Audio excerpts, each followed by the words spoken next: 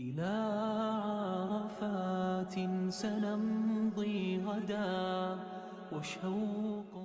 Kush janë hoxhallarët më të spikatur shqiptar që nga viti 2000 e këtej? Që pas viteve 2000, jeta islame shqiptare ka psuar një hovë e vrull duke quar në mbushjen e xhamive, si në Shqipëri ashtu dhe në Kosovë e Maqedoni, kryesisht me të rinj. E kjo për merit të shumë hoxhallarëve, të cilët me dijen e tyre islame e aftësinë përquese të së vërtetës hyjnore të masat e besimtarëve, kanë quar në dinamizimin e jetës besimore në islam në mënyrë shumë breslënse. Po kush janë më të spikaturit ndër ta?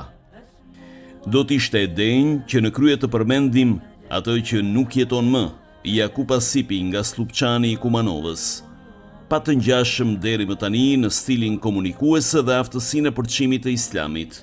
Mungesa e tij vijon të jetë e pazëvendësueshme.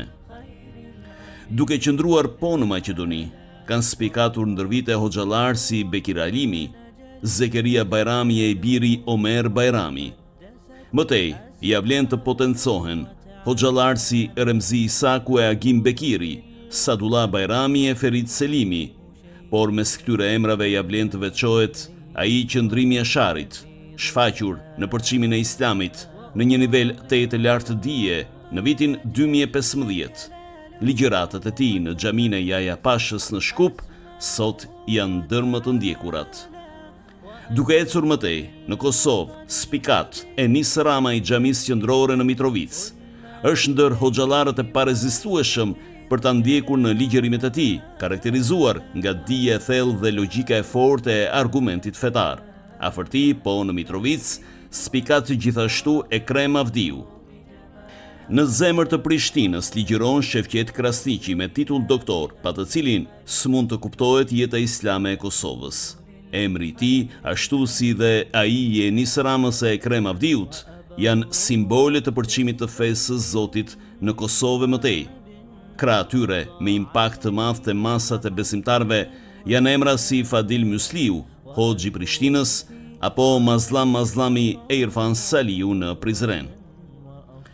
Në Shqipëri, Ahmet Kalaja, hoxha i xhamisë së Rrugës së Kavajës në zemër të Tiranës, është ndër më të spikaturit të ndër vite, me në krah emra si Elvis Naçi e Bilal Teqja, të trepra hoxhallar të kryeqytetit.